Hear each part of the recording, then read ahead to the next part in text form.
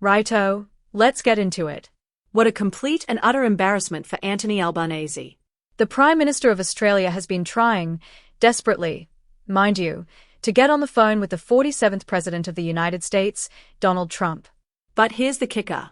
Trump isn't taking his calls. Yep, you heard that right. The leader of our closest ally, the bloke running the most powerful country in the world, is flat out ignoring our PM. And now, thanks to this diplomatic train wreck, Australia has been slapped with brutal 25% tariffs on steel and aluminium exports. That's a massive hit, considering about 15% of our aluminium and steel goes straight to the US. That means Aussie businesses are gonna cop it, and an estimated 100,000 workers in the industry are left wondering what the hell just happened. But before we dive headfirst into this absolute train wreck, if you're bloody over the never-ending political circus, why not snag one of our exclusive Albo Says Relax t-shirts? Get 30% off for the next 6 hours only. Click the link in the description. So, how did we get here?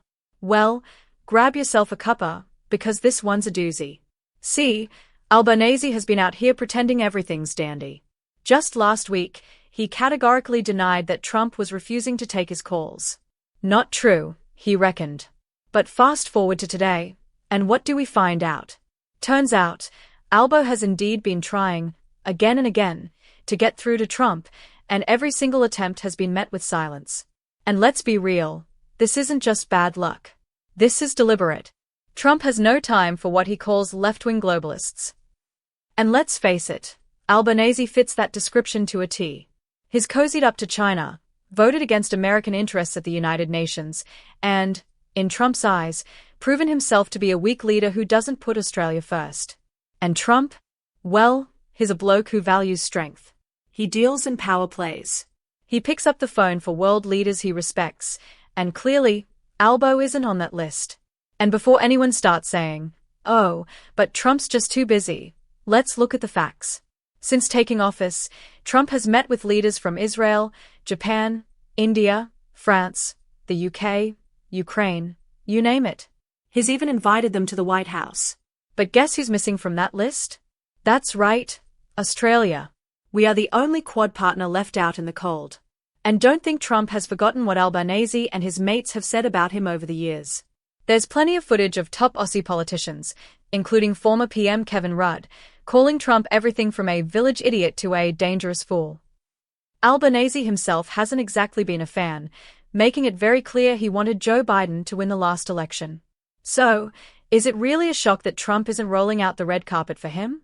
This whole mess could have been avoided.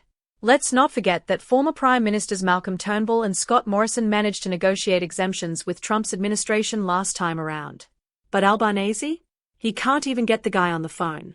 And now, with the US refusing to budge on tariffs, Aussie businesses are the ones paying the price.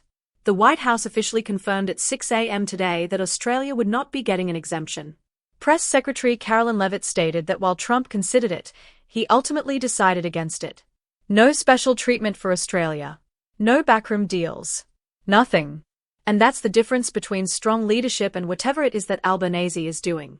Peter Dutton came out swinging today, blaming Albo directly for this disaster. The Prime Minister can't secure a phone call, let alone a meeting with the President of the United States, Dutton said. And honestly, he's not wrong. If Dutton were in charge, could he get a deal done with Trump?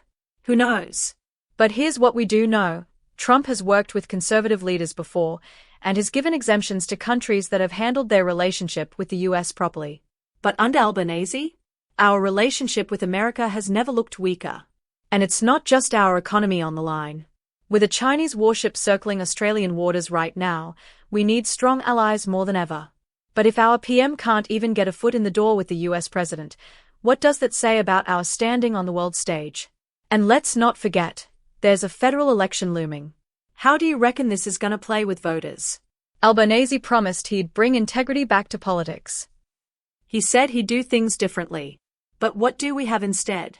Lies, cover-ups, and one of the biggest diplomatic humiliations in recent Australian history. And here's the real kicker. You know what makes this even worse? There's been no apology. No accountability. No, yeah, we stuffed this up. Nothing. Albanese and his team of spin doctors acting like this isn't a big deal. But let's call it what it is, an absolute disaster. So, what happens next? Well, it's hard to say. Will Trump ever take Albanese's call? Doubtful. Will Aussie businesses find a way to cope with these tariffs? Maybe. But one thing's for sure, our PM has been left looking like an absolute drongo on the world stage. And if you thought this was bad, just wait, because this is only the beginning. Now, before you go, make sure to hit that like button and subscribe. And if you reckon Australian politics is just one scandal after another, you might want to grab our exclusive Albo Says Relax t-shirt, 30% off for the next 24 hours. Links in the description. Let me know what you think in the comments. Has Albo just made the biggest mistake of his career? Or is there more to this story? I'll be reading all your takes. Until next time, stay informed, stay sharp, and most importantly, stay Aussie.